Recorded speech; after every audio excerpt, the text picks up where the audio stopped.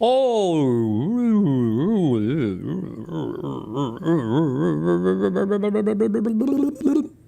Wow. Wow, wow, wow, wow. Wow. What is up, DGG? I don't like this light. I don't like it when I look at the monitor. That light is right there. It bothers me. But I don't think I have enough space in this room to move it. Whatever. I don't care. Did you see Caroline Levitt flip the cause and effect for the LA riots? Flipping cause and effect is a favorite for these bad boys. What's this? How's your day been so far? Okay. I had to take Nathan to the airport, and it took me 4 hours. Ugh. But we did it. We got her done. The Holocaust denier cites Finkelstein for his 200K death number. I don't know if Finkelstein actually says 200K in the Holocaust industry, but still. This caption is in reference to a thoroughly debunked flat earth level conspiracy that not 6 million Jews, including my family members, died in the Holocaust, but actually a paltry 207. Would you have any interest in watching a 6-minute TikTok going into messaging about the LA riots? I feel like it would be interesting for you. Probably not, because I think it's the one we watched yesterday. And if it is the one we watched yesterday, that TikTok was fucking Bayzid. That dude was sick as fuck. It's a super good TikTok.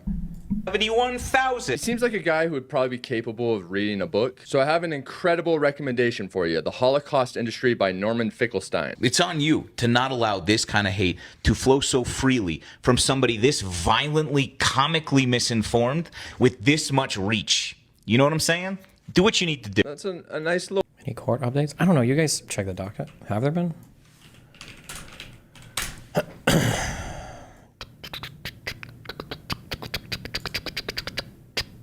Docket.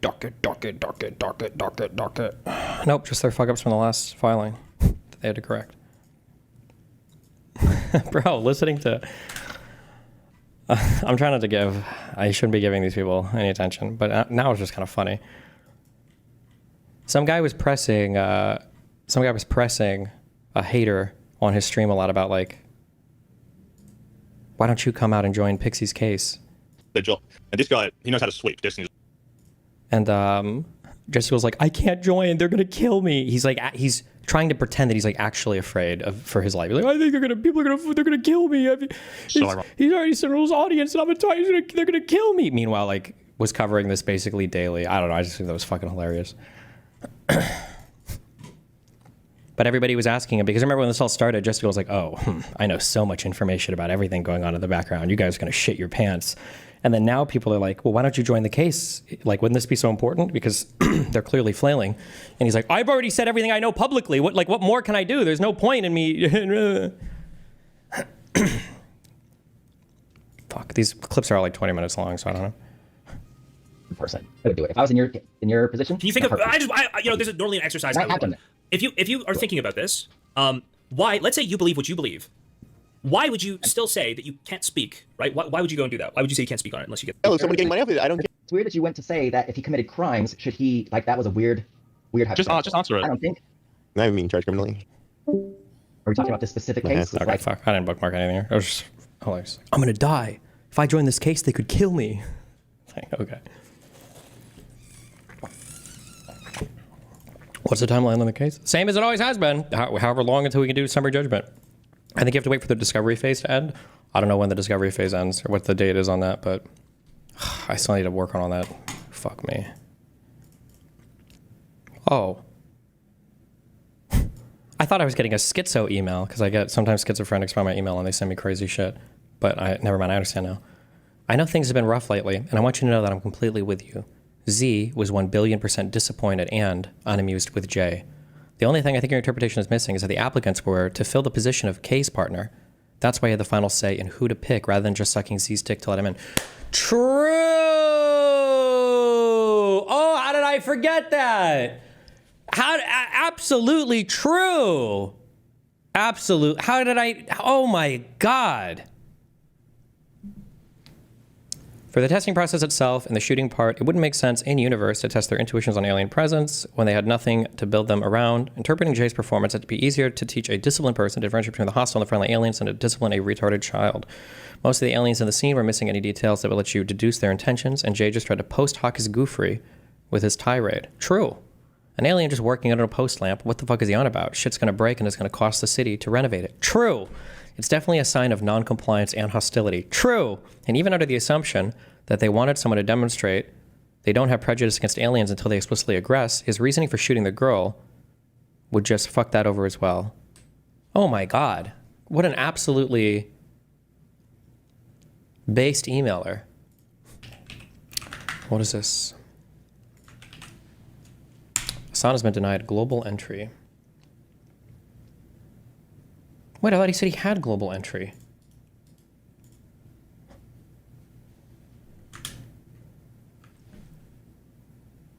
Oh, it was revoked. Huh.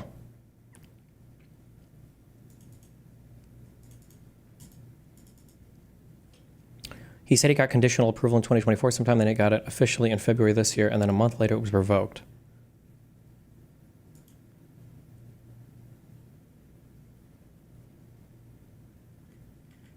Was it, did he have it when he came back through, when he saw it out all over the fucking internet and everything?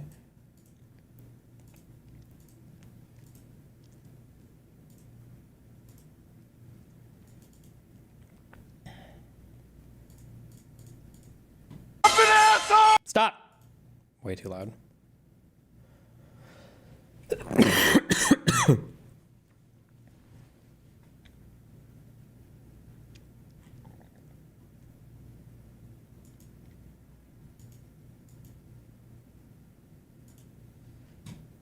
Okay, wait, what was it? Sorry. Little threat there at the end. You can't read, we get it, you know? Insisting, however, that the Holocaust is... Talking about reading once again, Holocaust industry, I recommend you read. So because Sam seems to know his history so well, I went ahead and shot him a DM over here, right? Just let's have a live stream debate, if you feel so strongly. Kind of make it a point to avoid platforming actual Nazis, Ken, which is an interesting take because you literally tagged me in the video and then made a video about me to your followers, which hopefully I can actually awaken some of those people. I'll scroll through the DMs, but basically it's essentially just me wanting to actually have a live stream debate hosted on my channel, right? He doesn't even have to platform me, and we can cover every single bullet point he wants to cover. We can actually compare how much Sam truly knows about the world wars and what took place. He seems so confident he should be able to mop the floor with me, right?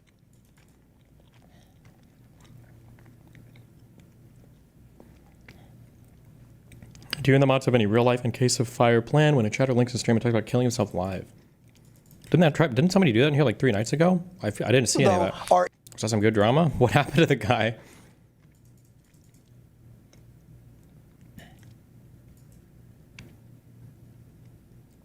The Holocaust industry, I thought that was just Finkelstein's book. I've never read this. I've never opened this book before. But isn't this his book talking about how Jews overplay the Holocaust so that we don't criticize them or something? Arguing that the American Jewish establishment exploits the memory of the Nazi Holocaust for political and financial gain and to further Israeli interests. According to Finkelstein, the Holocaust industry has corrupted Jewish culture and the authentic memory of the Holocaust. There's no way that Finkelstein argues that 6 million Jews didn't die in this or whatever, no? There's no shot. I feel like I would have heard of this.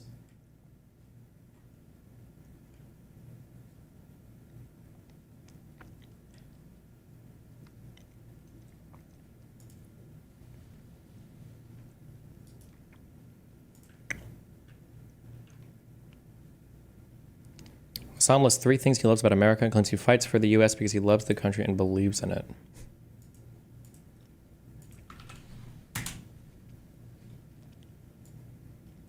To what makes America great, like one of the only aspects of American society. There's 3 things. I was thinking about this in the shower earlier this morning. There's 3 major things that I can point to that are still good about the United States of America. Okay? Diversity is one of them. It's a major point. Diversity is a fucking major point. Diverse culture, better food, a better attitude overall. Okay, America's a profoundly diverse nation, and that's a good thing. Okay, and it is only a diverse nation as a consequence of migration. Okay. Well, as a consequence of the U.S. Constitution and the American system and the institutions that we have set up here that facilitate it and make it possible and attractive for people to come here. But part of that is due to capitalism, by the way. The other two good things are due process and some of the weirdly liberal quirks of our criminal justice system that ironically don't even exist in other OECD nations. You know, you're entitled to a lawyer. These are good things, right? You can't just be like unjustifiably detained for an extended period of time. These are good things that America still has. And last but not least, the First Amendment. And all three of these things are being ripped apart. The only good things about America are being fucking taken away. The last remainder of good things that America offers its citizens unfucking conditionally is now being taken away by this administration. And you got dumb fuck hogs that are championing this, that are like, no, hell yeah, finally, authoritarianism is here. I was waiting for it. Because why? Well, maybe it'll destroy my enemies. Maybe it'll destroy the people that I have designed as enemies in my mind. People that I'm just scared of. Thankfully, the government is packing these scary people up. It's disgusting. It's all... Remember, guys, the Biden administration arrested 3,500 pro-Palestinian college students who did just that during the election cycle.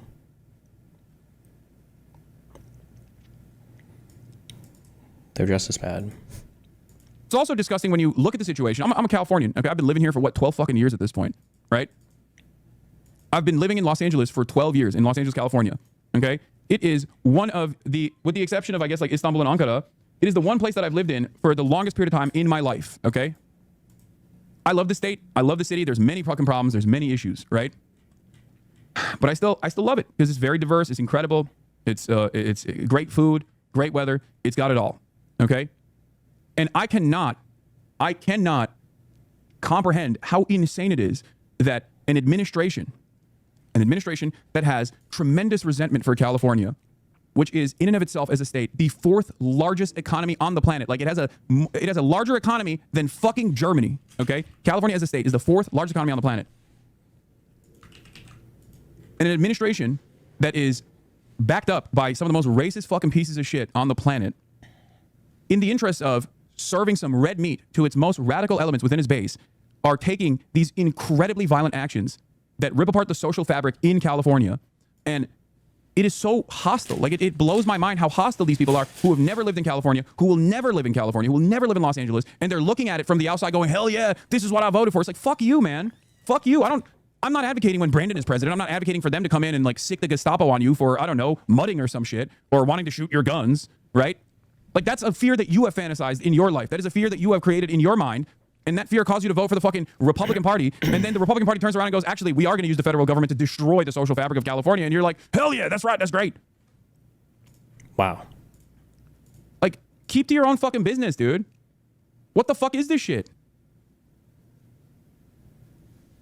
It's so goddamn frustrating. This TikTok about living in LA and going to the protests is going viral. Yeah, I've seen this one too. Fox News, she called me today. She said, "You need to get out of LA. LA is burning. Aren't you scared?" Meanwhile, this is what's going on in LA.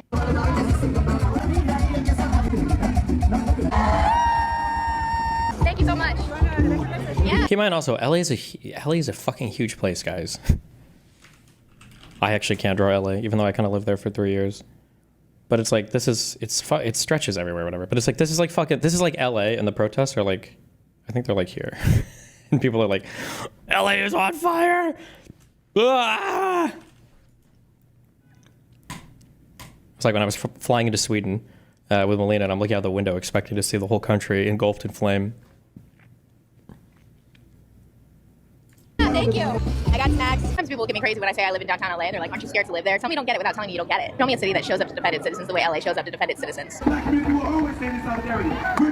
This is also true, I think. Like, this is true every place. I feel stupid repeating this shit. This is so obvious. Like, there's no such thing as a city in America that's unsafe, truly, right? And like, I've been to Baltimore, I've been to DC, I've been to Detroit, I've been to Chicago.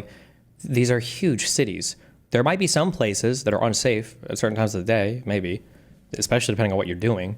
But it's not like you come out of the airport in Detroit and it's like, here's a fucking slap on your vest, get your 45, and as soon as you leave the airport, it's like every man for himself. Like these are huge places. I don't know.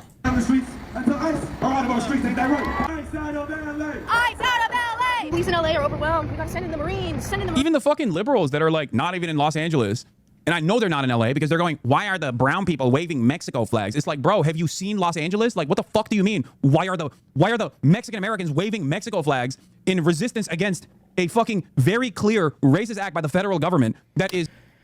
I guess I don't even bother fighting this because I don't care. It's whatever. But I don't like the conflation of Mexican with like Hispanics that are in America that are American citizens. It feels weird. Like Mexican is a nationality. I don't know what that has to do with the race technically, although they're using it as a proxy for race. But which I guess you can, but I don't know. But whatever, I guess. Is targeting brown people. Of course they're gonna fucking wave Mexico flags. It's Los Angeles. What the fuck? Who gives a shit? What do you mean? What the fuck do you mean? It's not called the Angels. It's called Los Angeles. This shit's so fucking annoying. Oh, they need to wave more American flags. It's like, yeah, really? Is that what's gonna do it for you? Because clearly the acts from the Trump administration was not enough for you to say unconditional support to these people. You have to see American flags for your sensibilities to kick in. Get the fuck out of here. Meanwhile, the Trump administration is also unironically using that as a reason to be like, see, it's an invasion. It's a foreign invasion. It's like, dude, they're American, you fucking idiot. But what did you just say? They're American citizens. They're waving their heritage. Fuck your optics game. Holy shit. The fuck do you mean? What optics? Marines, meanwhile, the police in LA.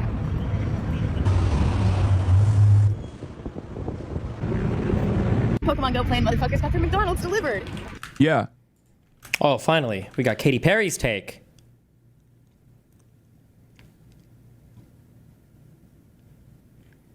You really don't think there are any truly dangerous cities in America? No. There is no such thing as a danger, like where the entire city is dangerous? No. That's not a real thing.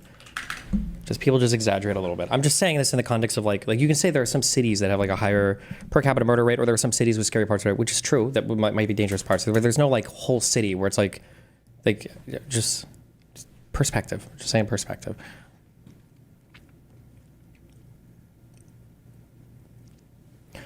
Los Angeles, a place that literally began as El Pueblo de Nuestra Señora La Reina de Los Angeles de founded by Mexican settlers in 1781.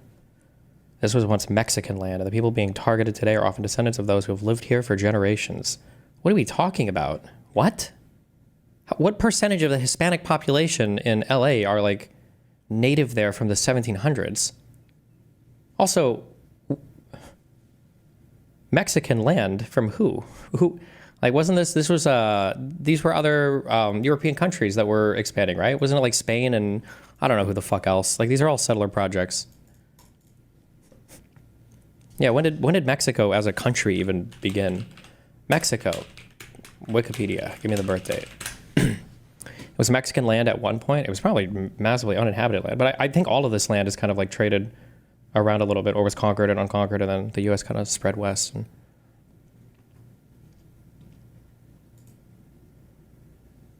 War of Independence in 1810. I don't know what it was called before then, though. Maybe it was like the big Mexican colony or something. I don't know.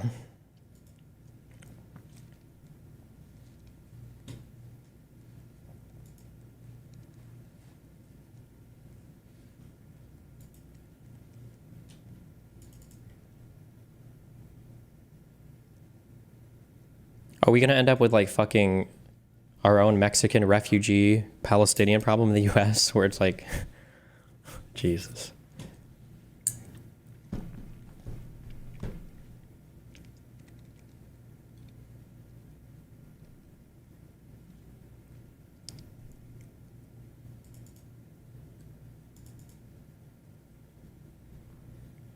The rightful owners of any land are the second most recent people to hold it. True.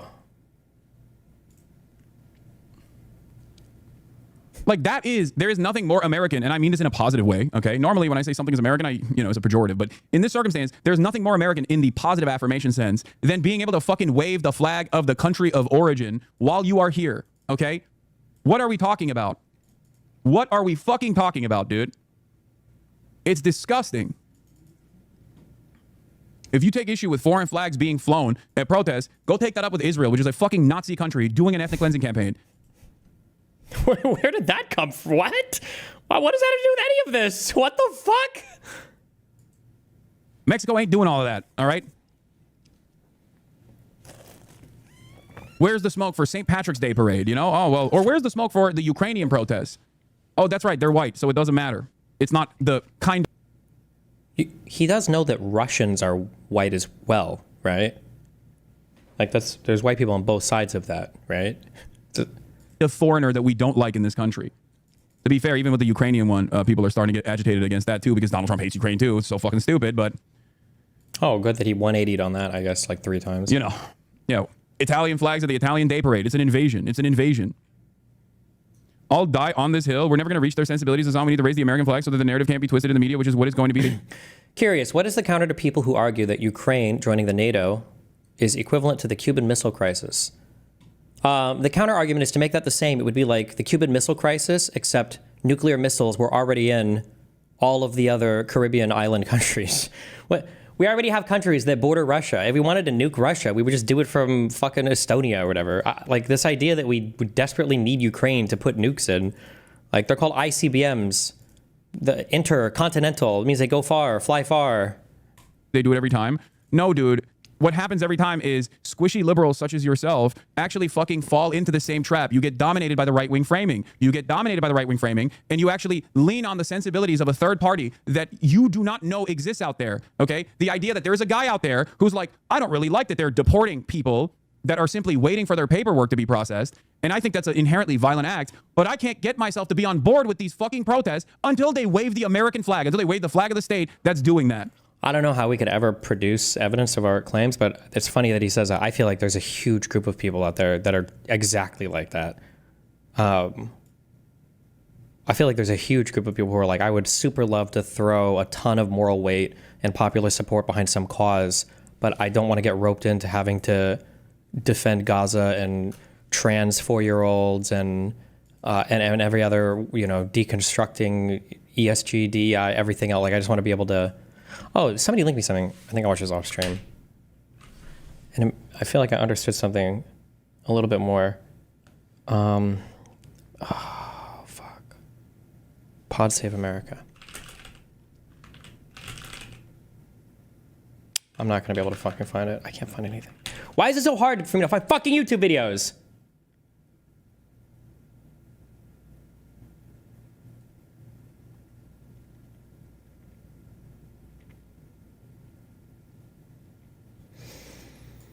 I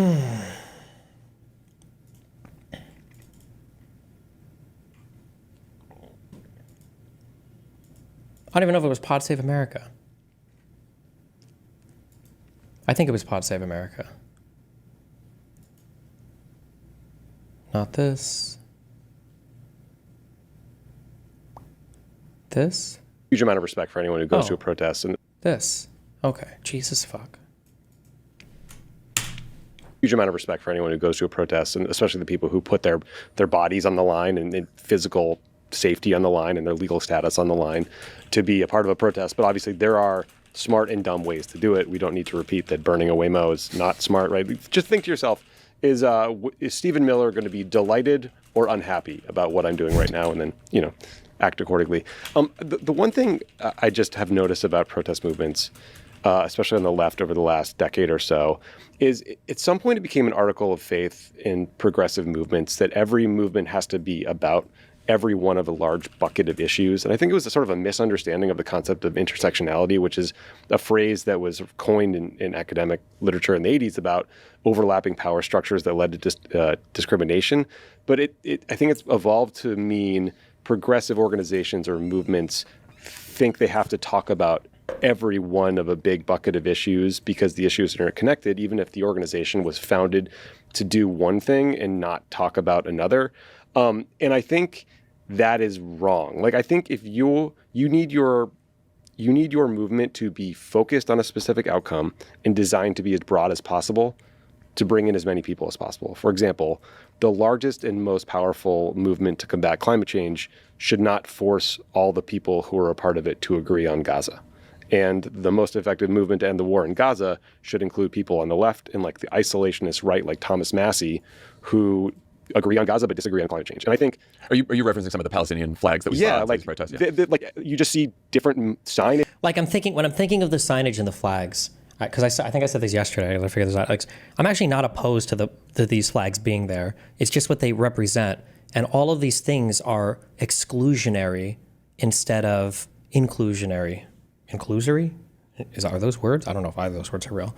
But like if you see a march and there are a bunch of flags, and it's like, let's say that you're doing a march for women's rights, and you see LGBT flags, you see pro-Palestine flags, and you see Mexican flags, right? In an ideal world, you see this and you think, holy shit, we have a huge coalition of people here. All of us seem to agree broadly on women's rights, and there's like solidarity being shown with all these other movements. But it's not to show solidarity. What would happen is if you show up to that women's march and there's a guy with an LGBT flag, there's a person with a Gaza flag, and there's a person with a Mexican flag, what that means is that every single fucking person at that march better be ready to go from the river to the sea to pronoun circles and calling women birthing people instead of women, and acknowledging that like ICE and ACAB and the police all need to be deconstructed. Like, instead of it just being like, oh, look at all these other groups showing solidarity, it's like layers and layers of conditions that must be met in order to pass whatever, intersexually constructed purity test, this social group has decided to enforce on itself. And it's like, Jesus Christ. Like, I would just rather... So I think when I say like, because I think it's like 3 days ago, I was like, none of these flags should be here. It's so cringe. It's not entirely accurate. I don't think there's anything wrong with those flags being there. And I think intuitively I was feeling it's like, if you want to bring a flag, fine, but bring an American flag too, just so you can show. Because I think that what that would signal to me at least is that like, okay, there's other groups that have other issues, but they also support this one, and that's good. But every flag becomes like a new set of conditions that you have to pass. And flags and representations of different issues pop up everywhere. And it just, I think people are probably doing it in good faith. Read this Atlantic article. It talks about that in depth. Oh, the coming Democratic Civil War. I saw this, but then it was a 30-minute listen, so fuck that. Fuck that. But it muddles the message, and it just gets plucked up by Fox News and right-wing organizations and coded as scary left. And like you said, like there's no controlling who attends a protest or what people say there, and we shouldn't pretend that we can try or act like we have to take ownership for over the comments from every asshole at a Democratic protest, because Republicans certainly don't own everything said at a MAGA rally. But it is frustrating. Yeah, I think we can't control or do anything about, random anarchists, morons, causing violence and chaos. And, we can plead with people to stop. When they get arrested for it, you say, yeah, of course they should be arrested if they're breaking the law, right? Yep. I think what happens is, like, if there isn't a... Oh my God! I don't care. I don't even want credit for it, and I don't care. And I'm also, legitimately, they just might be figuring this out themselves, which is fine. I'm totally okay with it. I feel like he's about to stumble into the take ahead of... Oh my God, this is something I've realized so long ago, because I'm like, why is everybody arguing about fucking trans 4-year-olds? Like, nobody supports this shit. The issue isn't how many people support it. The issue is how many people are willing to defend it and how many people are willing to disavow it. And those two things become a proxy for support. The issue isn't somebody saying, I have a 4-year-old trans kid. That's like nobody. The issue is all the Democrats that come out of the woodwork and are like, well, fuck, I mean, if they say that they're trans and 4, I mean, fuck me. What am I going to do? Be anti-trans? I guess, like, maybe. And now all of a sudden you've got like 10 million people defending this like once in a lifetime phenomenon of the 4-year-old trans kid. Like, what the fuck, guys? Come on. What are we doing? Why? We're seriously getting baited into this? Like, stop. Call him a fucking retard and move on. It's that easy. Or take a fall guy. I'll be the Democrat fall guy. I'll call him retarded and we can all move on. Jesus. But before he says something completely different. And before he says the exact opposite of what I just said. Causing violence and chaos. And, we can plead with people to stop. When they get arrested for it, you say, yeah, of course they should be arrested if they're breaking the law, right? I think what happens is, like, if there isn't a big, loud, organized, peaceful protest movement that is explicitly committed to nonviolence as not just a political strategy, but a moral imperative. Oh, okay. He took the parallel track. Not saying that we have to necessarily disavow those people, but there has to be like an ultra visible, like, this is true. There needs to be like an ultra visible, this is the organizer, the person, this is the march, and then this is like spitting out like a fuck ton of positive propaganda, of pictures, of videos, of everything else. And these things do exist. They're just not it's not organized. or it doesn't feel that way at least. But maybe I haven't engaged with it enough. Maybe it is more organized than I realize. I just don't see it as much.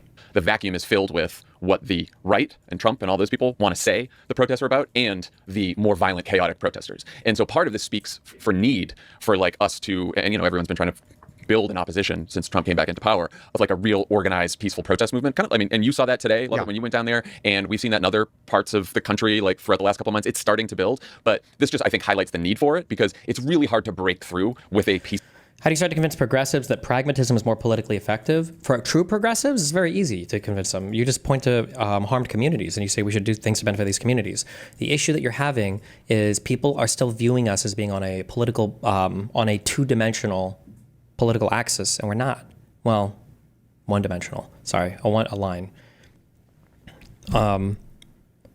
Where you have in the middle, you have centrists. On the right, you have Republicans, and on the far right, you've got MAGA, and further right, you've got Nazis.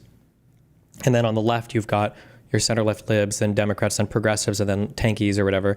But that's not true. The people who are furthest on these axes, on this axis, they're not liberals. They don't believe in liberalism. They don't believe in things like it's so funny. Hasan was like, one of the most important things that America has is freedom of speech. But you heard him talk to Ethan when Ethan asked him, what would you do if people wanted to be capitalists in your society? He would throw them in re-education prisons and force them to be ideologically homogenous with the ML society, right? So like liberal, anti-liberal people don't belong on the same graph. They're not charted the same.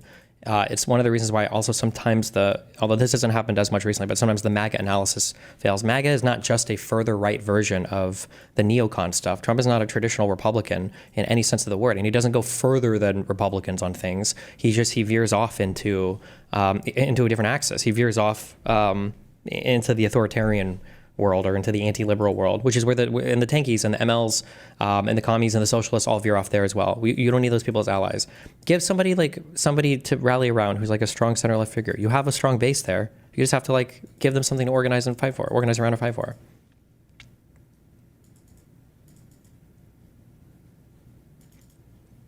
Peaceful, organized protest, because it. Found out I have stage 7 brain cancer today, then arrive home to find out I'm banned. Well, thanks, Test. Why are you banned?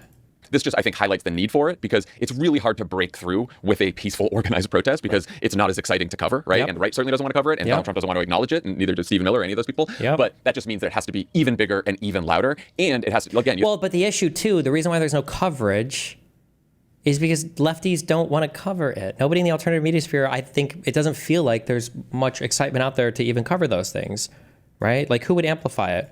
I need other big names, I guess. Who are other big names in this space, in like the far lefty space? Because obviously Hasan wants to amplify the violent types. That's who I see in my world. I don't browse TikTok as much. What are the other? AOC? AOC is like disavowed by these people at this point. I don't know if I would call her like a far left. I'm very... Oh, we listened to this already yesterday. The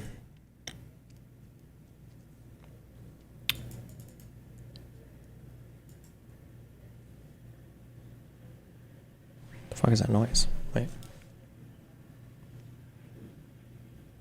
I think it's my neighbors. Kalinsky? Oh God, what are Kalinsky's takes on everything? You have to repeat over and over again that nonviolence is the strategy here, right? Because you're right that the civil rights movement, a lot of that was not very popular when it was happening. But by the time you get to Selma, and there was incredible violence visited upon the protesters at Selma, but because they believed in nonviolence as a strategy, they did not fight back. Polls taken right after Selma showed people overwhelmingly, including white people, a plurality of white people, on the side of the protesters at Selma, not on the side, and that's what actually turned it. Now, yeah, keep in mind, there's a lot of young white people today, and I guess some radical black people who try to argue that the only reason civil rights worked was because of violence. So they've like rewritten history to suit their narrative as well. But that took a long time, but like it requires a level of discipline that I think we have not had to maintain yet. Well, I think part of it too is the answer, right, is, oh, you think that these protests need to be bigger and they need to have a more clear, nonviolent message, and that needs to be obvious that it represents the vast majority of people participating.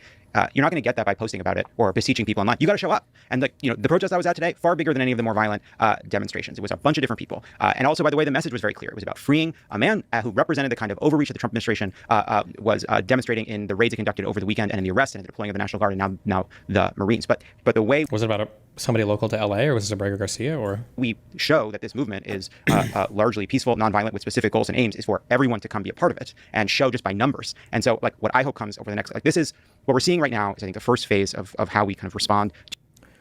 Destiny, the re-educating capitalist thing is not actually Hasan's perspective. I think it just came off wrong from his dumbass wording. He was saying that with better education, there will not be much support for capitalist party. No, you're dead wrong. Go back and re-listen to that clip. That is not what he was saying. That's a huge quote. To Trump. It is a mix of protest as awareness raising, as demonstrating power and community, and also about specific practical actions to slow or stop the administration and what it's trying to do. And we just have to keep building that muscle. I think the unions are going to be central to this. I think it's really powerful when you see people just saying stop arresting workers when it's about people's jobs, whether they're undocumented or not, whether they're in the union or not. These are not criminals. These are neighbors. These are people just showing up to get work. I think that's really powerful. It's powerful when the leader of the building trade spoke out on behalf of Kilmar Abrego Garcia. And I think we got to figure out how to let those unions and those moments kind of become a nexus where more and more people feel obligated to show up and participate. Yeah, and know what you're getting yourself into, right? Like you one challenge with these immigration raids, and this is different than shipping people off to CCOT without a trial, is the president has broad authority to detain and ultimately deport people who are undocumented. And you also can get arrested if you impede federal law enforcement, including ICE agents, from carrying out their operation. And this is how they're getting people. This is what they're charging David Huerta with, some other people. So you stand in front of a building that ICE is trying to raid, like you're going to get arrested for that, and they do have the authority to do that. So, there's peaceful protests. There's a whole good reason for them to be peaceful, but unless you want to be arrested because it's civil disobedience, you should. Which is fine. I think that's a form of, I don't know if you would call that violence or not, but I think that's a totally acceptable form of protesting. You probably are going to get arrested, but I mean, that's part of the protest, right? Know what you're getting into. The other part of it too is, if you go back to the protest of the Iraq War in 2003, there are like a whole range of messages. I'm sure some of which would have been seen as incredibly unpopular. You're at a protest today. It's a mix of people saying, uphold the Constitution, abolish ICE, get ICE out of LA, whatever kind of. It's just going to be a wide range of messages. Some good, some less polling well, whatever the fuck. But what you really need is for the leaders and organizations all to kind of have a clear set of goals that they're kind of rallying around, and that becomes the kind of the kind of middle of the message. Do you think Glendale canceling the contract with ICE had something to do with the Waymo cars getting burned? I don't know why that's even a big deal. When I was in Glendale, I was like, fucking, isn't that city like 70% Armenians? Like, are there even illegal immigrants in Glendale? It's just, I feel like it's a super nice city. I don't know, but it's been a while. And there are people on other sides of it saying all kinds of stuff, but there needs to be a clear kind of tentpole goal. That's the more important conversation to be having on social media and through the press, because it is both frustrating and sort of funny that like people who are listening to us right now. I feel like 90% of the protesters just want clout or some shit. That's not necessarily the worst thing in the world. We just have to align the clout with the political action, with the political goal. Like, if the goal is we're having a largely peaceful protest, or it can even be like a civil disobedience protest to block some ICE gate or whatever, and you want to be part of that protest, and again, you've got like clear actionable things. ICE needs to leave California, the National Guard needs to disband, or Trump needs to give it back to Newsom or whatever. Like, if you want to go and show up for clout and take pictures of it, fine. Who the fuck cares? That's fine. I think having the interests aligned there is perfectly A-okay. If you were to have like a Mr. Beast, selfie event where you had to show up in Seattle, and like in order to get a selfie with Mr. Beast, you have to prove that you gave like $50 to a homeless guy. Who the fuck cares? I don't think the homeless guy gives a fuck if he gets $50 or not. Like, it's okay if like the interests are aligned. Like that's good clout. Like, what are you even saying at that point? What is clout? Clout is saying I want like attention for something. Like, okay, well, if we can find like a good thing for you to get attention for, I think that's great. That's fine. Yeah, that's good clout. You want people to have that kind of clout. People who are reading pieces in the Atlantic and the New York Times on social media, they're probably not the people who are lighting the Waymos on fire. Right. So when everyone's giving warnings, they're like, we must be peaceful and don't do this. It's like, yeah, everyone you're talking to is good. And the people who are lighting the Waymos on fire probably aren't like looking through the Atlantic at the latest piece about how we're giving Trump everything he wants. Have you heard in the Daily? Put that Molotov cocktail away. They get apple bomb stands. I think. Also, by the way, like there's all this like, wave the American. People on Twitter saying wave the American flag, don't wave the Mexican flag. It's like, fine, but like you're at these protests, there's a whole bunch of flags. They're American flags, they're Mexican flags. And like it is fucking like people should be proud of being Mexican and want America to be a great place that it is their home. It's like it's all a little bit like. But again, it's like I see that on Twitter. People are like, oh, the Mexican. I'm like, what do you want Democrats to do about it? You want to go to the protest, rip the Mexican flags out of people's hands, and stick it in America? Like, we can't organize. Like, what are you talking about? You can be proud to be Mexican in America. Yeah, you can be proud to be Jewish. You can be proud to be whatever you want to be. All right, Irish people in Boston. Yeah. Today's presenting sponsor is Simply Safe Homes. I mean, that's true. Just bring more American flags as well. Maybe they're a lot out there in other parts, and I'm just not seeing it.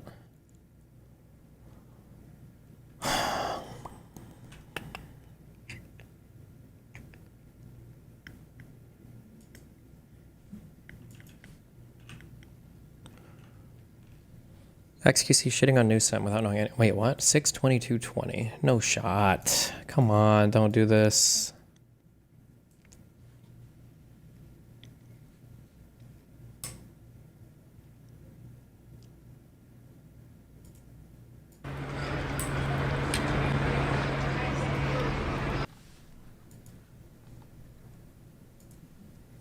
Jeez.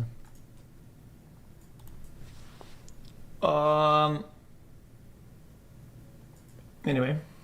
I want to go in and listen to Governor Gavin Newsom. What's happening right now is very different than anything we've seen before. On Saturday morning, when federal agents jumped out of an unmarked van near a Home Depot parking lot, they began grabbing people, a deliberate targeting of a heavily Latino suburb. A similar scene played out when a clothing company was raided downtown.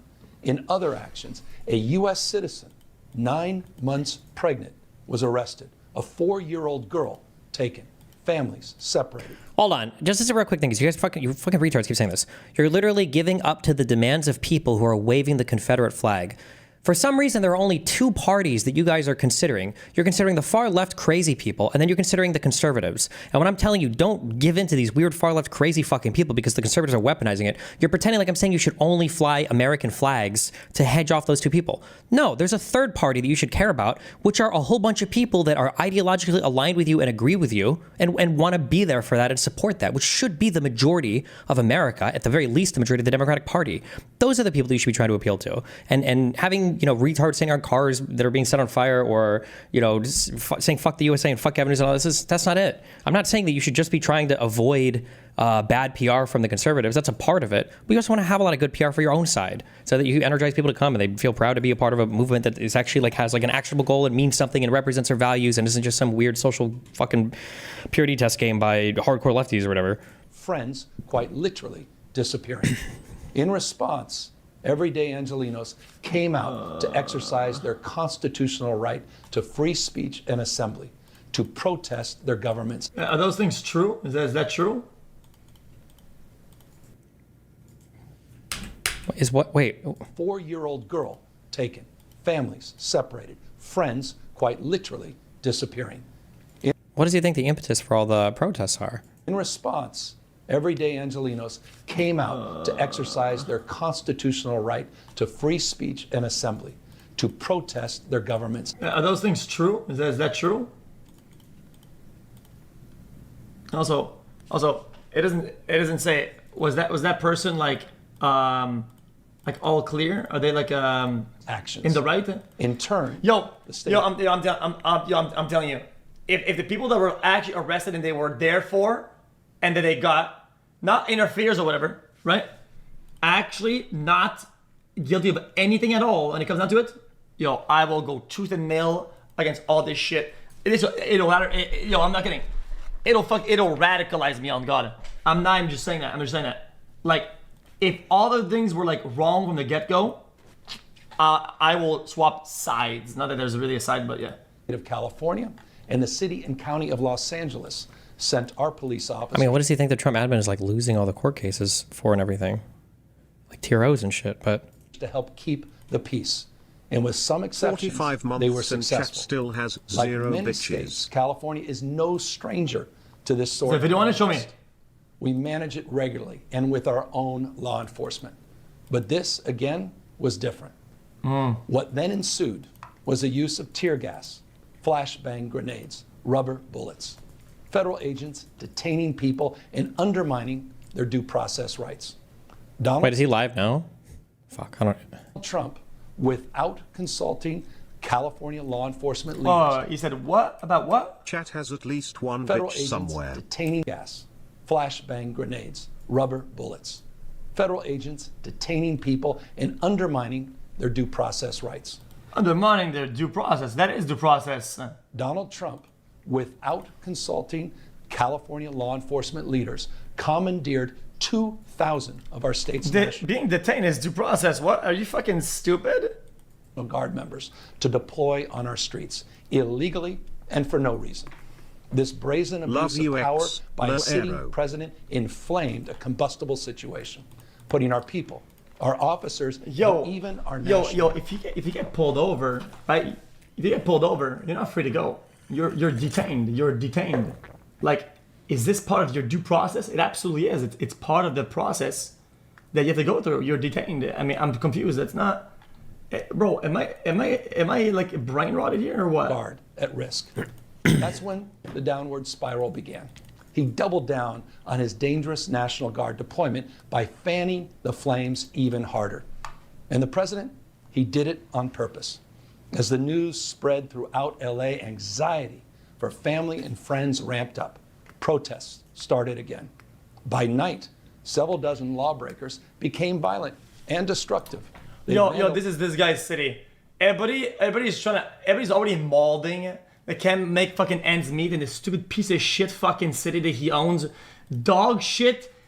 So just obviously Newsom is the governor of the state. I don't remember the name of the mayor. Something Bass? Karen Bass. It's Bass, right? It's not Bass, is it? Garbage ass salary and cost of life. People can't even go to work anymore because people on the streets. And he's out there fucking yapping like a bitch ass. What a loser. Dude, what a waste of fucking time this guy is. Jesus Christ, man. They tried to assault police officers. Many of you have seen the video. Is this just, is this just like a rage bait segment, or I can't tell? Is it just retarded? I don't even know. Is this a bit or? Video clips of that is cars crazy on cable news. If you incite violence, I want to be clear about this. If you incite violence or destroy our communities, this guy you're going to be held to account. Half of the chat gets that kind of politically criminal behavior will influenced not by be this tolerated. streamer, Full stop. by the way. Already more than 220 people have been arrested, and we're reviewing tapes to build additional cases, and people will be prosecuted to the fullest extent of the law. Again, thanks to our law enforcement officers and the majority of Angelenos who protested peacefully, the situation was winding down and was concentrated in just a few square blocks downtown. But that's not what Donald Trump wanted. He again chose escalation. He chose more force. He chose theatrics over public safety. He federalized another 2,000 Guard members. He deployed more than 700 active U.S. Marines.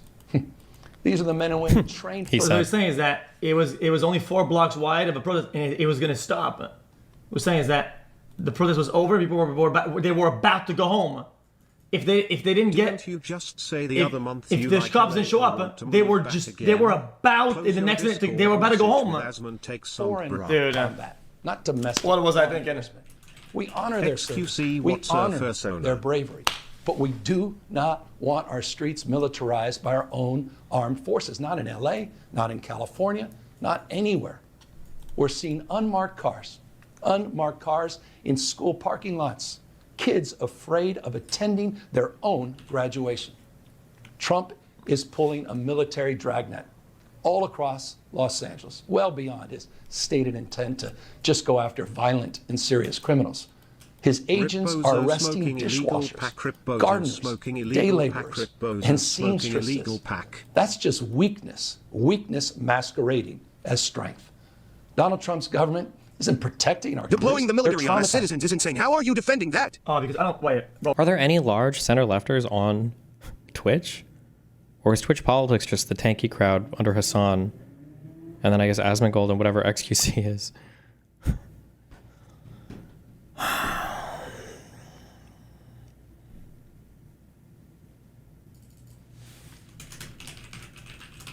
Because you're saying Hutch. Doesn't Hutch get like 600 viewers? Or what is...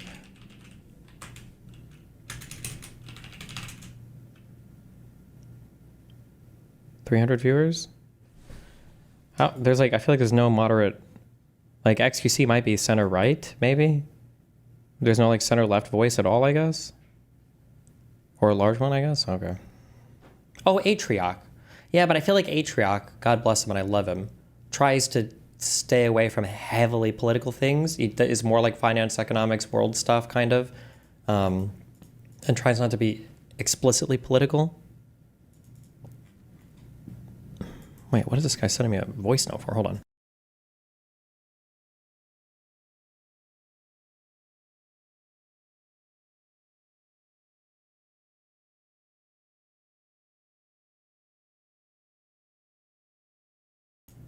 Wait, hold on.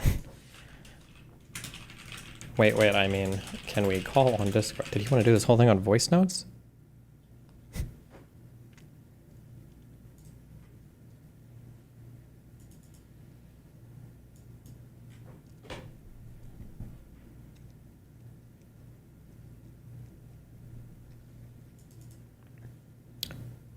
Can you let me see? Oh shit, you can. Oh, hey, what's up? Wait, you know I'm live streaming, right? Just... Huh? I'm live streaming, right? Like my stream is live and all that? Oh yeah, that's fine. Oh yeah, okay, just making sure. All right. All right. Okay, do you want to, or wait, I'm supposed to introduce people. Fuck, I haven't learned this yet. You reached out to me from your TikToker guy, SimpleBlack Theory, right? Yes. Okay. I have no idea what you want to talk about, though. Somebody said you wanted to chat, and then you emailed me, and I said, let's chat. What's up? Yeah, it was more involved with the conversation that you had with Santana or anything. I don't think the conversation is not me trying to get at you or anything. I think it'd be a good fluent conversation when we talk about the left and it comes to canceling each other and stuff like that. I feel like the conversation between you and I could actually be super influential, if that makes sense. Okay, sure. Yeah, what do you want to talk about specifically, I guess?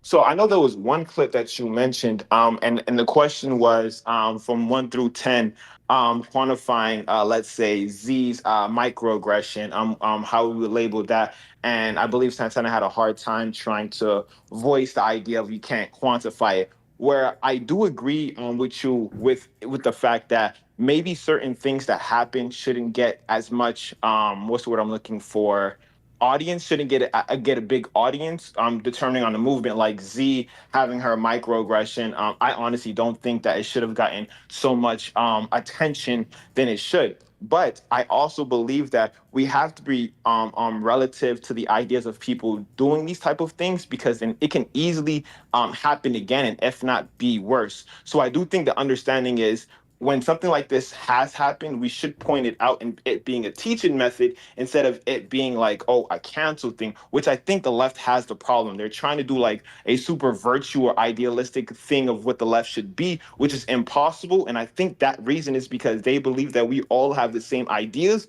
But when you bring all leftists together, we all don't have the same ideas. And I think that's the problem. Once you realize that someone don't have the same idea, then you start to think maybe they're not as sane as me. They're not like me, so therefore they must be the enemy. And that deteriorates the left, if that makes sense.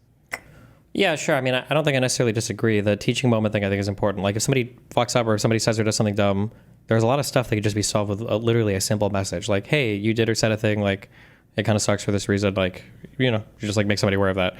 And I feel like assuming the person is on your side, which I think most people who were involved in that were roughly on the same side politically, maybe, that should be like a very easy thing to do. But instead, everything becomes this huge meta blow up, and it's not even about the thing. It becomes about the response to the thing, and then it becomes about the response to the response to the response to the thing. And by the time it's like 2 levels removed, nobody even knows what's actually being spoken about anymore. And then events are being destructed because of these meta conversations that are evolving on TikTok for no good reason, I think.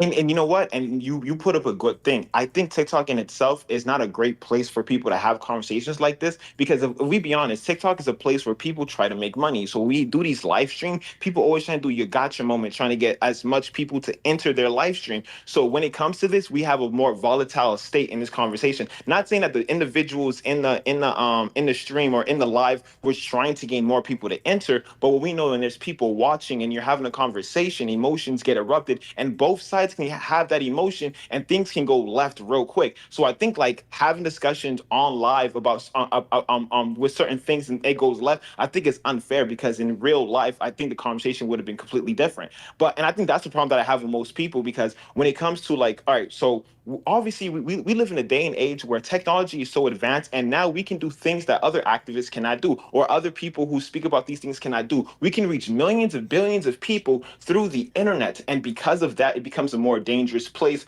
for people to speak in, because when mistakes are made, it's made in front of hundreds of thousands of people, which makes more people more volatile into speaking out, if that makes sense. Sure. So, and sorry, go ahead. Yeah, I mean, okay. I mean, I feel like what do you think? So do you think we disagree on anything, or are we just? Well, so, and that's why I was trying to really figure it out. I think where the disagreement lies is the idea that what Z did can be seen as a minute thing, because it can be extremely dangerous in that sense. And the only reason why I say that was because if we look at the microaggressions with Z, if let's just say it hasn't been pointed out, right? Or let's just say it was pointed out in a meager way, that there's a high % chance that she would have had that same what's the word I'm looking for? Not attitude. Well, let's get to the actual thing that she did in a second. But before that, things can be minute things and can build into larger things. We have to have the language to describe things. We can't say that every single thing is the worst thing because a small thing can become the worst thing, right? That's true. That's true. Like microaggression literally has micro built into the phrase. Like, so it definitionally it's a small thing. Well, but in that same sense, we can also agree that some, like you said, microaggressions in itself can be a big thing, and it's also the symbol of that. Because you can easily have a microaggression towards, like, for instance, my girlfriend. I can say, hey, haha, you can start cooking for me, and in a sense, that's a microaggression, making a joke, but it does stem from something that's actually a horrible thing. So microaggressions, yes, they can be micro, but they represent something huge at the end of the day. Sure, everything conceptually is big. I mean, concepts can take up a lot of space. I'm just saying we have to create a vocabulary to talk about things appropriately, right? Like, let's say that you made that joke to your girlfriend, and let's say that you think that that's a problematic joke and it represents something problematic. There's a difference between you making that joke versus you telling her to cook some food for you, and then if she doesn't, you're going to go upside the head with a brick and beat the shit out of her until she's barely breathing because she didn't cook for you, right? We can't say that these two things are both huge problems. We have to have different adjectives to describe the scale of the difference between these two actions, even if both of them might come conceptually from a neighboring or similar place, right? So, I do agree in a sense in the levels of what you're speaking of, but in that same tone, like you said that that concepts in itself can be big, and microaggression. Like, for instance, I feel like an individual throwing a brick in a house and breaking glass can be as damaging as someone who's probably that's not a good example because it won't be the same. Damn, I can't even figure out the words exactly to say, because I do agree in the idea of certain things being bigger than the other. But the thing is that microaggressions can be easily dismissed, and that's the world we live in. That's the problem that we have. Because, for instance, even me, when Z did that, I low-key did dismiss the idea, although it's only because sure, that can be. I understand that can be an issue with microaggressions. That doesn't change what I'm saying at all, though, right? Would you rather live in a world where everybody microaggresses, or would you rather live in a world where Black people get randomly lynched? But that's the thing. Microaggression in itself can cause that. If you had to choose one or the other, if you had to choose, that's impossible to choose. That world is one. Because in order for look at your causal link is backwards. What did we have first, microaggressions or slavery? Slavery, but guess what? It built microaggression. So you cannot have the microaggression without the slavery to happen. That's like making microaggression patriarchy without patriarchy. Yeah, but that's good. That it's bad as it is. That represents progress, right? Like, a scar isn't the best thing in the world, but a scar is better than a bleeding wound, right? So a scar is a wound that it's at least healed to some extent. Like, I disagree, because in itself, you disagree that a scar is better than an open wound? No, I disagree. You calling it a scar? Hold on, wait. Do you think that a scar is better than an open wound? We have to agree on something. Is a scar better than an open bleeding wound? No. It is. Excuse me. Yes, it is. Okay. Yes, it is. Is it better if you have a society full of microaggressions or a society full of, like, lynching and slavery?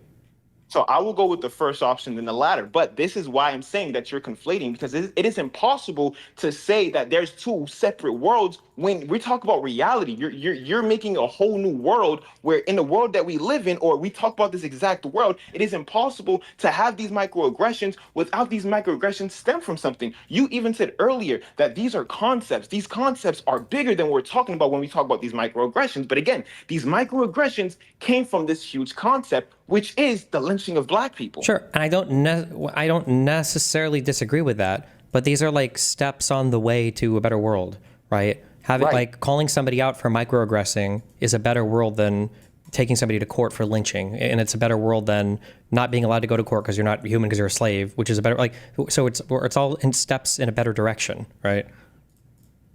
Right, but it also leads a domino effect. So let's just say I make that joke towards my girlfriend, and she says something, right? That's a learning experience, but we're all humans, and we understand that learning in itself is going to take a while. So there's a good chance that I'm going to make this step again and again and again. And at this point, we have to ask the question: when are we going to take this microaggression seriously? Because again, we understand that all white people do have internal racism because of the system that's built into that. It's not even saying that being racist in itself is a bad thing. It's a label that what is that when we say everyone has? I mean, like, do you think that all Black people have racism built into them? No, of course not. Wait, why? because of the system in itself. See, the thing is, what we need to understand is that. Wait. Wait. When you say that all white people have racism built into them, what definition of racism are we using, and what do we mean by that?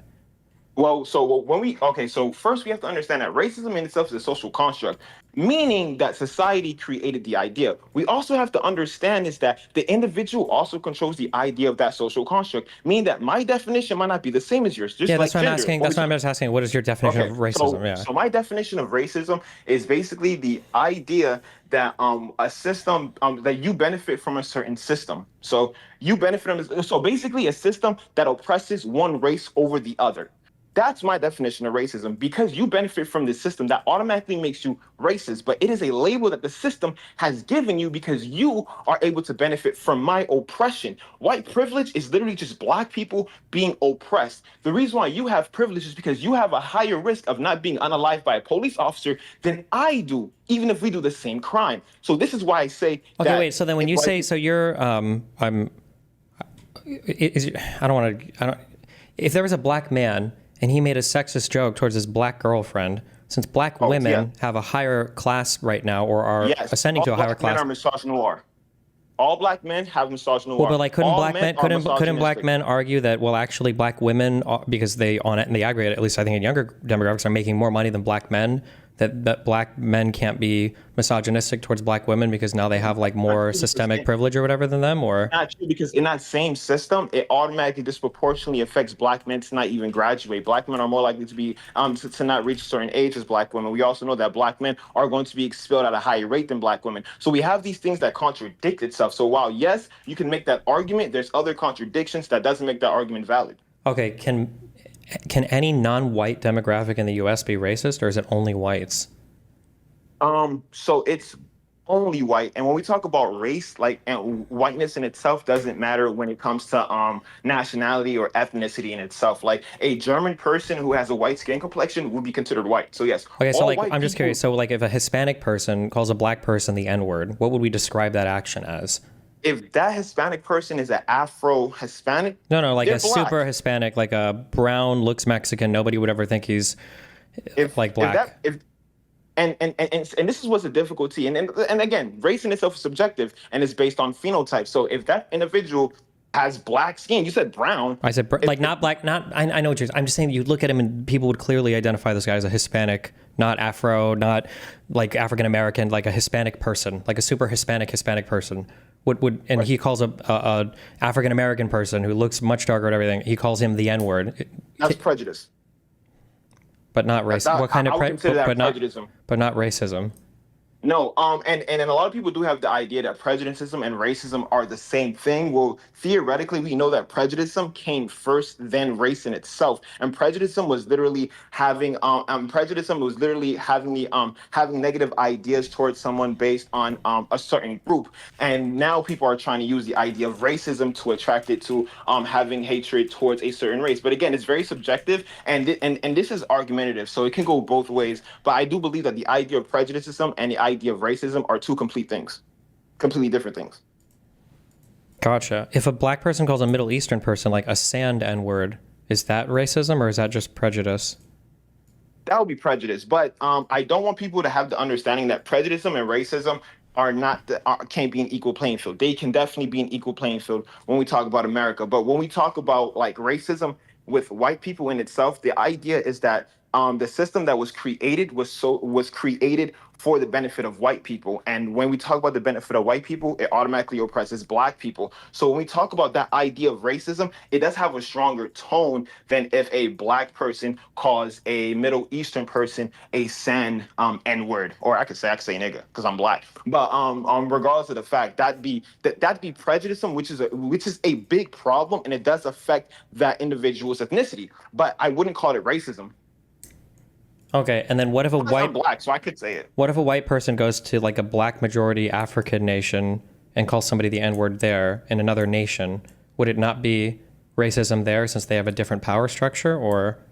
So, and that's a good question. So in that self, then I would say that the definition of racism can change in itself. I do think when we talk about the racism, I'm talking specifically, it would have to be the hierarchy of white people. But if you go to a black country, majority black, and white people are oppressed, which we don't know, there's no country that's doing that, then we can make the argument that black people are being racist in that country. Because, and when we look at the social construct of racism, it is the hatred of one race or the dislike of another race. So do you think that your definition or your use of the words racism or prejudice here, do you think that this stands in contrast to how the majority of people use these words in the USA? No, not entirely. You think that most people would agree with the idea that like only white people can be racist? Well, majority of Americans, majority of people in America are white, so it would be difficult for them to accept that idea. So it won't be far-fetched for them to not accept that idea. But and I do understand that. But this is why we also have to make the understanding that when we talk about racism and when we talk about inherent racism shouldn't have the same stigma as calling someone who is perpetually giving racism. Because when we acknowledge, first of all, we both can agree that in order to fix the problem, you have to acknowledge the problem. So if we can have white people acknowledge that, yes, I do have inherent racism, then we can fix it. And that also gives black people an understanding that, well, white people will show microaggression. So that's up to the black individual. Can they handle it or should they, deter from it? And this is a conversation that we should be having. Wouldn't it be better? Why can't we just use words like systemic racism or systemic privilege? Wouldn't that just be simpler for everybody? Like trying to convince the average person, the average white person, by the way, you're racist, just so you all know, all of you are racist. Wouldn't it be easier to say like, hey, all of you benefit from a system that, prejudice against non-whites historically? Like, wouldn't that be a pretty easy thing that most people, or at least most people on the left, could buy into, as opposed to trying to get everybody to acknowledge that they're racist? Yes, I do agree with that idea of using the term systemic racism and not inherent racism. But the problem with that is that a lot of people, they would like to deflate the idea of systemic racism and make racism a whole thing on its own. Because when you say racism, no one says systemic racism, although systemic racism focuses on the system in itself. So when you talk about racism, people try to change the ideas of it, then saying that, oh, you can only be racist if you do da da da da da. Or if you do I feel like that's important though, because I feel like systemic racism is a much different thing, right? Like you could theoretically have a society that has like systemic racism where none of the individual people are actually acting in a racist manner. And I think it's important for people to understand that, no? Well, so the thing is, systemic racism basically is the idea of there's laws that's embedded. And that's the idea of systemic racism, is that there's laws embedded that benefit white people and not black people. But when we talk about things like police pulling people over, that's not systemic. That is systemic racism, because they are using a certain law to do that, which is Warren v. US. But we also have to understand that cop that pulled that person over was solely because that person was black. And that had nothing to do with the system and had everything to do with the inherent racism that the system has built. And that's the idea that we have to give. Because systemic racism, again, it focuses on the laws in itself being inherently racist to black people. And we can name a few things, but when we talk about inherent racism, it's the individual who's doing racist practices without noticing it, which is completely different. Okay. On the particular event, what exactly was the microaggression from Z? So before I start, I would like to say that I do believe that both parties were in the wrong, and I do think the way it was handled was very mismanaged, and I think Peyton was very wrong in there. Although, free Peyton, hope he gets out soon. What I would say was the microaggression there was that Z was basically making statements that in the individuals in the chat, they didn't know what they were doing, which in my opinion, I don't see it as microaggression, because if you looked at the full chat, the whole conversation in itself was both parties trying to defend themselves. And I'm gonna be honest, if I was in Z's position, I would have said, I'm not gonna say no nut shit, but she didn't say no nut shit in my opinion. I do think that she was defending herself, and people see it as microaggression because of the system that we have. So I don't see it as microaggression. People might be upset with that idea, but I do think that both parties were in the wrong when it came to the conversation that was happening. Sure, but people aren't upset that both sides are in the wrong. People are upset because they're saying Z acted in like an insanely racist way from some microaggression. I guess my question is there any way for a white person to ever criticize a black person online, or will that always be a microaggression? Well, that's because that's the internet in itself. The way the internet is pushed is that you're gonna like there's no way you can have a fluent conversation on the internet without it going to there. In fact, before Z went in there, I made that warning telling her if you get in there, it's only going to go left because in TikTok, again, it's a website. If you want to Google a unicorn snake, you can find a unicorn snake. So it's not crazy to see a white woman enter a chat full of black people and she say something like, you guys haven't organized. When you look in the history of that does sound wrong, but you need context, and that's the problem. Doing live is almost like texting somebody. I can give you something and I can mean it in one way, but you're going to misinterpret it a whole other way. And that's the problem. So when it comes to these conversations, it's literally having to tread lightly on these conversations, especially when it comes to activism or even getting voters. You have to be very careful. Do you think from just from a white side, like I'm just being super honest, this like if this was the set of rules in every place, I would just never ever include any black people in any organizing, because this sounds way too insanely stressful to even keep track of. That like if I've got a group of black people and a group of white people, like if the white people are fucking up and I'm like, you guys are fucking up, like you need to get your shit together, like this is fucked, like you guys need to calm down and figure your shit out. If I say that exact same thing to a group of black organizers, I run the risk of being branded a racist and kicked out, because saying that they fucked up is white privilege and saying that they need to get their shit together is a microaggression, and this seems like not even work. Like I feel like nobody would ever want to work in these spaces. Well, I mean, we already see the one thing explained. I disagree. I think the idea of the internet culture in real life is being meshed incredibly. I do think that when you do it online, it does leave you more vulnerable for people to throw anything at you. Again, because that's the internet. People. Hey, there's no way you can enter it. And for instance, for Z, when Z entered there, it was automatically seen as a debate. It was not trying to understand or learn anything. And when you do debates online, it causes that. But I think in person is completely different. I mean, I'm a black individual. If I'm fucking up, someone tells me that, I understand that. This is why, I mean, let's look at work. Yeah, wait, but real quick. I think it's fine for people to fuck up, and people will fuck up. And I think you agree with that. And I fuck up still. Like it happens, like people mess up. The problem is it being, there's like a couple steps that are happening that make this really bad. Is that one, it's assumed that the fuck up was racist. And then two, that leads to people assuming that the fuck up came from a racist place. And then three, it basically developed into the essentializing of like racism with a particular person, such that everybody was going to leave the movement unless that person left. And all of this came from an initial interaction that it sounds like even you agree wasn't even a microaggression, had nothing to do with race at all. People were just like angry and like shouting at each other, which people do sometimes, especially when— I agree. Just kidding, that was microaggression. I'm sorry. Go ahead. Yeah, no, I disagree with the one part, but what I would have to say is that's how the internet is. Let's be honest. When you have multiple people there at once, there are different people, so everyone's going to react different. This is why I think as leftists or even people who's trying to do things, you can't have all the information or even have these conversations online, or you have to be very careful of what you said online. Because again, the only reason why Z is in this situation is because Z entered a situation where everyone knew it was not going to go well. So and that's why I think that a lot of people are conflating, and what you're saying is valid, because when we talk about left movements, a lot of people have to move in pins and needles and won't be able to make mistakes because of these individuals. But this is why I do think that you should have a closed circle and have this conversation outside of online, because let's say you and I was working on something and I did fuck up. If you telling me I fuck up, 99% of the chance, I'm not going to say that you're being racist unless it's being something racist being taught. But this is why it's a lot more higher if we do it online. Like, for instance, you made the joke about women. We both know it was a joke, right? We both know that. But there's going to be people there that's not going to see it as a joke and now are going to go against it. This is how easy it is to do it online. This is why conversations in certain ways shouldn't be online. This is I guess what I would wish, and I like, you're a content creator, I'm a content creator. This is what I wish that people would push. Okay, so I make jokes that I'm sure in your guys' crowds, a lot of, even sometimes I would say maybe they're problematic. I think that it would be nice if people could view that as, okay, well, here's Destiny. This guy makes jokes sometimes and they're not the best. It's kind of problematic. Some of these might be, whatever, it's not the best. And like, that's it.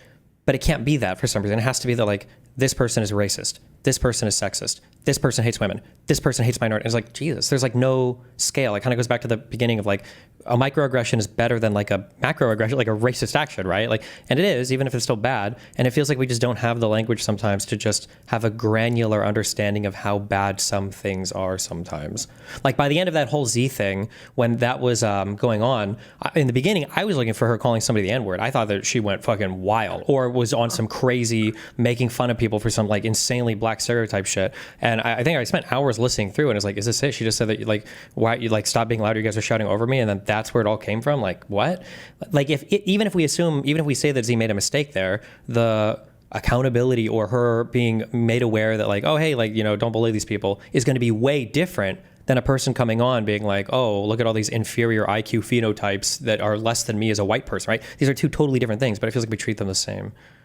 Well, so there is an agreement there somewhat, and there's a disagreement because I see it like almost like a job. Like let's just say you go in a workplace and you have friends, you have coworkers that you don't really mingle with or talk to, but you have to have conversations with to get the work done. There are certain there's certain things you wouldn't say towards that workplace because you know you're gonna get fired in doing that. So you're able to not do those things to keep that job. I think it's the same way when it comes to activism. I also want to point out, Destiny. Let's be honest. How many times have you spoke to black people in person and they say, dude, you're fucking racist? I don't know, probably never in person. Exactly, in person. Yeah, but I get called racist all the time online.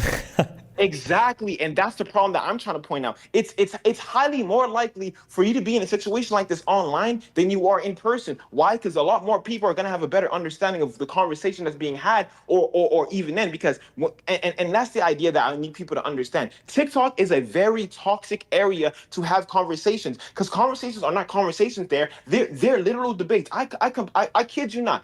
The conversation that you're in have is less likely to have here on TikTok than ever. This is the first time I'm seeing, and I'm having a conversation with somebody where it's not a debate. It's not us trying to prove no one wrong. It's literally having a conversation. And if that was going to happen with Z there, then the conversation would be completely different, and no one would say Z showed that microaggression. But because it was emotions being there from both sides, and Z making that statement, and the women making that assumption, which is valid when it comes to their current emotions, then that's what happens. It's clearly emotions. Okay, but like we have to figure this out on the left though, right? Because on the right, these guys can bring together so many different. You can have Nazis and traditional conservatives. Like look at all these different people that have, and tech bros that have all come together to vote for Trump and somehow work online.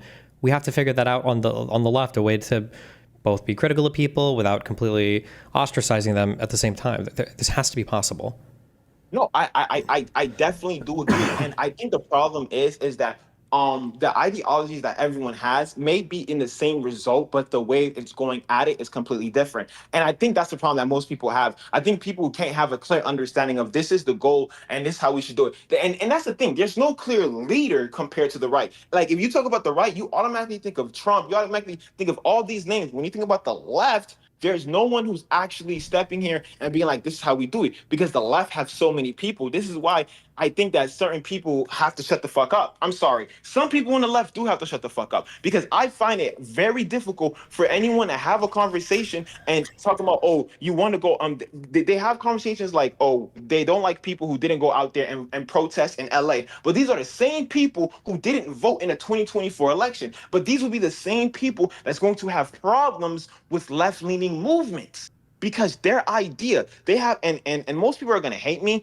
it's the extreme far left. It's not the far left, it's the extreme far left that thinks that a certain ideology is going to push forth and everyone should follow that ideology. We currently know America is not in that ideology. America is a capitalist country. Now, I'm not a capitalist. I don't support capitalism, but I'm very pragmatic. I'm not going to sit here and tell everybody we have to abolish the fucking police when 67% of the population in the United States are for the police. And that's the idea that we have. Like, we have people on the left that's preaching for maybe defunding the police, while some people want ACAB. And this is why we can't work together, because we're having two different movements for the same thing that we want. Police not doing shit.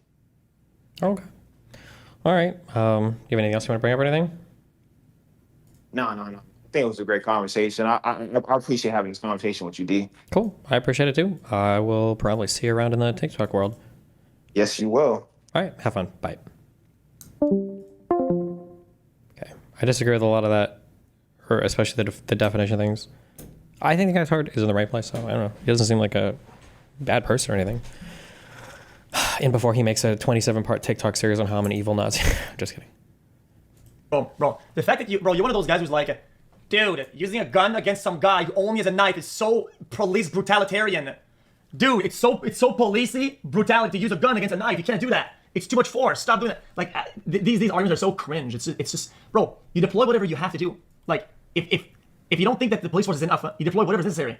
If you don't have enough and there's something pops off, what do you say? What do you say to your population? You failed them. You absolutely. I don't even know what he's talking about. I think he has any idea like what is going on or what the situation is. I feel like he just like hot dropped into this conversation and he's like, National Guard? I mean, if there were a lot of people and you needed more people, then National Guard, sure. And then he's like arguing passionately for this. If things get out of control and they start doing a lot of shit, and it's because you underdeployed, you're liable. You are responsible for the well-being of people. If you didn't do what you should have done, oh, but now it's too much, guys, it's too much. Guys, make this a fair fight, guys. We want this to be a 1,000 versus 300 only. Okay, no pepper spray, no guns, no batons, no water cannons. Like, dude, it's not like some inventory simulator, bro. It's not fucking Tarkov where you get like XQC does make a good point there, I guess. Because if without the National Guard, one of the biggest problems with the LAPD, like classically, is they have no guns, right? They don't have any weapons. They don't have any ways to defend themselves. It's a huge problem with American police is they go out onto the streets with no gear whatsoever, and they just have to do fist-to-fist, hand-to-hand combat, and that's not fair. And thank God we had God Emperor Trump here to call in people who actually have real firearms. Thank you. Get mad at the guy with tier 5 armor. Oh my God, dude, tier 5 armor on interchange. Jesus Christ, that's not how that works. That is not how that works. In our communities, and that seems to be the entire point. California will keep fighting. We'll keep fighting on behalf of our people, all of our people, including in the courts. Just yesterday, we filed a legal challenge to Donald Trump's reckless deployment of American troops to a major American city. Today, we sought an emergency court order to stop the use of the American military. Wait, when was the last time this happened? Did the National Guard end up getting deployed during any BLM stuff? Or was it just the Rodney King stuff in 92? There's no way. There must have been something between then, no? To engage in law enforcement activities across Los Angeles. If some of us could be snatched off the streets without a warrant... Are you saying they ran out of National Guard to deploy, so they were forced to deploy the military? Because that's not true. Oh, okay. Not really. Just, see, acting like you know it's not going above, like me not knowing either. Like... What? You don't know the exact extent of what is being done. Don't act like you know. I don't know either. So don't say, oh yeah, this is not okay. You don't even know why. I don't know either. Or skin color, then none of us are safe. What does that say? Based only. If some of us could be snatched off the streets without a warrant, based only on suspicion or skin color, then none of us are safe. Authoritarian regimes begin by targeting people who are least able to defend themselves, but they do not stop there. Trump and his loyalists, they thrive on division because it allows them to take more power and exert even more control. And by the way, Trump, he's not opposed to lawlessness and violence as long as it serves him. What more evidence do we need than January? You know what I'm saying? I'm gonna say that both sides are guilty of this. I agree with them. I actually agree with that. But same goes to this guy. I think they're both guilty of it. I think it's generally. Oh, dude. Oh. Like he's not even wrong. Like he's not even making a claim that can even be parsed as right or wrong. He's not even like saying anything. I legitimately don't think he has any. He doesn't even know what he's talking about. I don't even know if he knows what he's saying. Like when he says both sides do this. What does he mean by both? What does he mean by sides? And what does he mean by this? I don't know if he knows what he's saying right now. Wait, explosions, causing fire, looting, and violence? Guys. Like explosions, fire, looting, and violence? You know that these are ordinary crimes that ordinary police departments, let alone massive ones like the NYPD, like the Chicago Police Department, like the LAPD can deal with, right? You don't deploy the military, especially against the will of the governor, every single time there's a crime, right? Hello? Things got unruly. It is what it is. No. You're gonna cash in your win. You need to be an adult and fucking no. They're both doing the shit. They're both doing the shit when it's their side. It got unruly. Let's chill about it. Let's whatever. Right? When somebody else, it's oh my God, I can't believe they're doing this. This is crazy. Like fuck off. Sixth. Who is listening to this shit? Everyone, take time, reflect on this perilous moment. A president who wants to be bound by no law or constitution, perpetuating a unified assault on American traditions. This is a president who in just over 140 days has fired government watchdogs that could hold him accountable for corruption and fraud. He's declared a war on culture, on history, on science, on knowledge itself. Databases, quite literally, are vanishing. It's a dense speech from Newsom. Newsom hits on almost every important point. It was a really good delivery. Not delivery. I mean, it was a good delivery, but it was a good write-up of everything that's kind of been fucked up so far. Legitimizing news organizations, and he's assaulting the First Amendment. And the threat of defunding them. At threat, he's dictating what universities themselves can teach. He's targeting law firms and the judicial branch that are the foundations of an...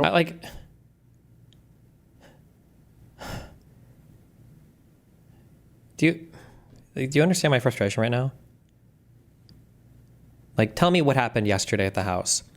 When I got home, my dad beat the shit out of me. My mom started cutting my wrist with razor blades. I went upstairs and my bed was ashes. They set my whole room on fire. Part of the ceiling fell. I went to the bathroom to take a piss.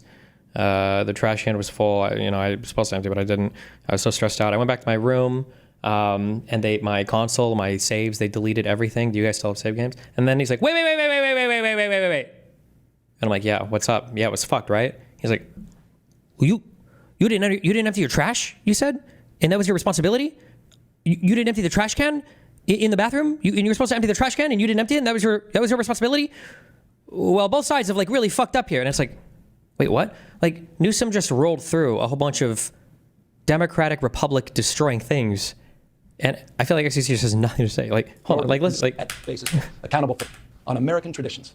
This is a president who in just over 140 days has fired government watchdogs that could... OIG, watchdog people fired for government accountability. That's kind of bad. It's pretty spooky, but okay, maybe he doesn't know anything about that, fine. Hold him accountable for corruption and fraud. He's declared a war on culture, on history, on science, on... The defunding of all of the institutions for school, for cancer research, for all the different types of research, the forbidding of foreign students coming to some of these, like to some of our Ivy League colleges. We have nothing to say about any of that, I guess. Knowledge itself, databases quite literally are vanishing. He's delegitimizing news organizations and he's assaulting the First Amendment. And suing multiple news organizations, having like people who are getting fired for saying like nothing on any. The threat of defunding them. At threat, he's dictating what universities themselves can teach. It's telling, Harvard, Columbia, that they're going to pull the funding if you don't get rid of stuff that he's ideologically opposed to, that they're literally trying to dictate nothing about any of this. He's targeting law firms and the judicial branch. Targeting law firms, literally writing executive orders, calling out law firms and forcing them to capitulate and offer pro bono services. Nothing. That are the foundations of an orderly... Like flagrantly betraying court orders, saying that they're not going to listen to judges all the time, saying that, the Andrew Jackson quote from Vance, nothing. Civil society. He's calling for a sitting governor to be arrested for no other reason than to, in his own words, for getting elected. Making jokes about Gavin, the governor of California, who, by the way, is supposed to be the one commanding the National Guard, unless he gives it up to Trump, willingly, and talking about him getting arrested. Nothing about this, nothing. And we all know this Saturday. He's ordering our American heroes, the United States military, and forcing them to put on a vulgar display to celebrate his birthday, just as other failed dictators have done in the past. Using the military for explicitly political actions, like he's already done. I don't know if this had happened by this point 12 hours ago. To do an actual fucking rally? Nothing. Look, this isn't just about protests. Jesus, man. When Donald Trump... Oh, Jesus, man. Oh, sorry, that was boring. Let's go back to the TikTok clips, I guess, of protesters. My bad. Sought blanket authority to commandeer the National Guard. He made that order apply to every state in this nation. This is about all of us. This is about you. California may be first, but it clearly will not end here. Other states are next. Democracy is next. Who's gonna tell him? Who is going to announce this guy that his city is a fucking shithole dog fest? Who's gonna tell? What does he mean by shithole dog fest? Like what? Compared to what?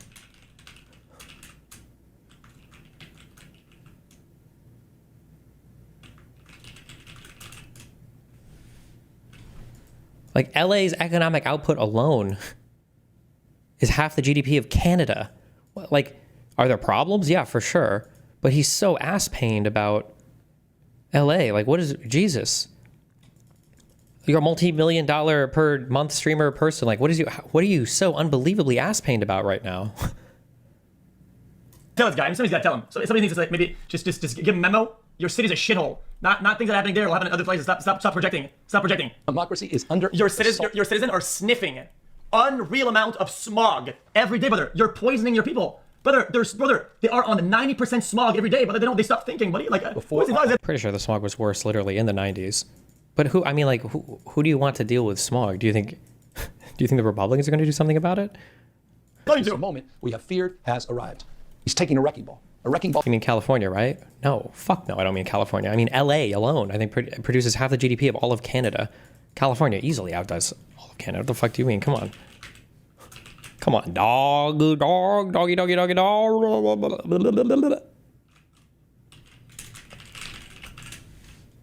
Ball to our founding fathers' historic project. 3 co-equal branches of independent government. True. There are no longer any checks and balances. Congress is nowhere to be found. Speaker Johnson has completely abdicated that responsibility. The role. Oh my God, here comes. I just told in chat. California has the 4th largest GDP in the world. Oh man, who's gonna tell this guy, man? Chat, who's gonna tell him? Is he just gonna say it doesn't matter? Economics doesn't matter at all, I guess? Is that... Brother, law has increasingly been given way to the rule of Don. The founding fathers, they didn't live and died. See this. Brother. Also, no response to anything that was just said, I guess. Some neighborhoods, a couple neighborhoods combined, probably had a bigger GDP than a bunch of fucking other countries combined. Just the neighborhoods. Other neighborhoods, though. Other neighborhoods. Bro, they probably have less income than any other neighborhoods out there. What is the question mark? Oh. Don't start crying when he goes after Canada, Lil Pop. Does he think GDP is like net worth? Or... This chat has fallen on their hands. I'm from Mexico and I don't really Justice know if Brandeis, Americans are just he said as that in a these people democracy, need the most jobs. important They're office, making with a all mess due out of respect, cities Mr. and President, people's is not the properties that only presidency. makes them as And bad as certainly, whatever they are Calabasas GDP is probably higher, I would argue, than a lot of countries combined. Just that. Calabasas? He's talking about net worth. That's what he's mixing this up. What even, not to knock Calabasas, but that's like it's just a nice little suburb north of Malibu, right? Are there a ton of like businesses and stuff there? He must think that GDP is just, he thinks that GDP is just like wealth or like how big your house is or how much money you have saved up, I guess. Just that one neighborhood, that one fucking zip code. That's just how it is. Like, what the fuck are you talking about? The most important office is office of citizen. At this moment, we all need to stand up and be held to account, a higher level of accountability. If you exercise your First Amendment rights, please do it peacefully. I know many of you are feeling deep anxiety, stress, and fear, but I want you to know that you are the antidote to that fear and that anxiety. I would be fearful as well. He's right. There's something to be fearful about. About how horrible LA is. People walking on the streets and fucking clapping your cars or fucking harming you or your business or looting your shit. I'd be stressed out too. He's not wrong. There is some stress in that for sure. Fucking loser. Holy shit. That is crazy. To be complicit. Because people aren't joining in on riots. Bro, when you're at home, you don't go, guys, I am stressed out. I'm at risk of getting hit by cops. Bro, no, they're not. They don't join in voluntarily in fucking riots. They're chilling at home doing their thing, you fucking loser. What the heck am I even watching? Hello? In this moment, do not give in to him. That was a blistering speech there from the California Governor Gavin Newsom responding after days of back and forth between his state and Los Angeles specifically and the White House and President Trump. But they shouldn't go say, you care more about things than people. Dude, if some guy's getting carjacked and you use a gun to defend himself, that's perfectly fine. But dude, it's just a car. Okay, then if it's just a car, don't put your life on the line for it. Like, you fail to understand that it's the burden is on them, not on you. Like, what are you on about? Where did the right-wing hate for California come from? California is if the Clintons were a state. Republicans have just spent their entire lives obsessing over and shitting on California constantly because California has like big city problems. It does. But whenever Republicans have identified cities that they think are opportunities for votes, then the city's problems are opportunities. You will never hear a Republican say some shit about Michigan that they say about LA, right? Look at these dog shit, old ass fucking cities with these fucking bullshit ass abandoned, manufacturing plants that nobody builds shit out of anymore that suck shit. They'll never say that. They'll obsessively suck off and slurp and talk about how important it is to revitalize and save these areas and all that shit. They just don't give a fuck about LA or California because they feel like they're never going to win the state. So they just go off on it constantly. People talk shit about Detroit constantly. Not any Republican like pundits or lawmakers. Or if they talk shit about it, they are very, very, very narrowly focused on the crime, and it's through the lens of like, we need to make Detroit great again or whatever. We need to rebuild these places. If these are like states in play, you didn't hear conservatives go. No one ever goes off on these places like they do in California or LA. If they do, it's just to say that like they're in failed Democrat cities or whatever. Or they always angle it into an attack on the Democrats. If it's just a car, then why are you willing to lay down your fucking life for that car then? How is it on you that if you defend yourself, then, it's on you, no, it's on you. What the fuck is on you? Dumbass. Like, that's crazy. Like, if some guy goes to my house and he gets in and says, dude, I care more about my life than my things. You can have it. Have the house. Take it. Dude, no. There are limits. People will not put up with this shit, fucking bitch ass. Fuck no. What is wrong with you? What the heck? We either have a border or we don't. Oh, I'm not gonna watch this. Chat, this is some shit that's chat linked, so I'll give it a shot, but I know this isn't. It's Fox News, I'm probably not gonna watch this. Warning about what? I'm asking you a question. What's gonna hurt? What's gonna hurt? Why are you gonna shoot a fucking 40 millimeter to someone 3 feet away? Oh shit! And he picks one of the few cop videos that are it's totally indefensible. What's he gonna say? Is he gonna defend this? Hey, who's asking your badge number? What am I doing? Huh? Huh? Huh? Go ahead. What is it? No What is shot. What is your name and badge number? You work for us, bitch. What is your badge number? What is your name and serial number? I'm behind glass. What is your Well. He called him a bitch. badge number? Name and serial number. Why'd you rip the name off your helmet? One more time. What's your badge number? I don't get it. Hey, yeah, I'm not going anywhere. What's your badge number? That's okay. I'm gonna pop you right now because you're taking up my focus. Oh, hell nah. I put this guy in jail and fuck it. Yeah, put this guy in the behind the bars, brother. Oh, okay, that's fucking good. loser. What is this guy doing? He doesn't defend that guy. That's Is good. this guy fucking bum or what? Right? Huh? What's your last name? I'm not threatening you. I'm asking you what your name is. You're a police officer. What is your name? Huh? What is your name? Why do people say keep watching? Why? What the fuck? I mean, I don't think you can defend, like, I don't think it's indefendable. Listen, I'm not gonna hear any arguments of, like, Hey, what's your name? What's your name? nobody can defend that. Why? Wait, why? Why are you hitting me? What'd I fucking do? Huh? Why? What the fuck? Well, I mean, he did give himself warnings, though. I mean, No. oh well. Oh, my bad. I forgot this is California. You had to give them the book of all the laws and all the whatever, and they had to argue something that would go to court right there on the spot. But he was telling him, get the fuck out and leave. I mean, brother, you arguing with the fucking Why? Wait, why? Why are you hitting me? chat, guys. I gotta keep it a buck with you. This will sound like a bootlicker take, but it's like a game of League. If you Okay, I'm good. Why? I can't do this. What? Okay.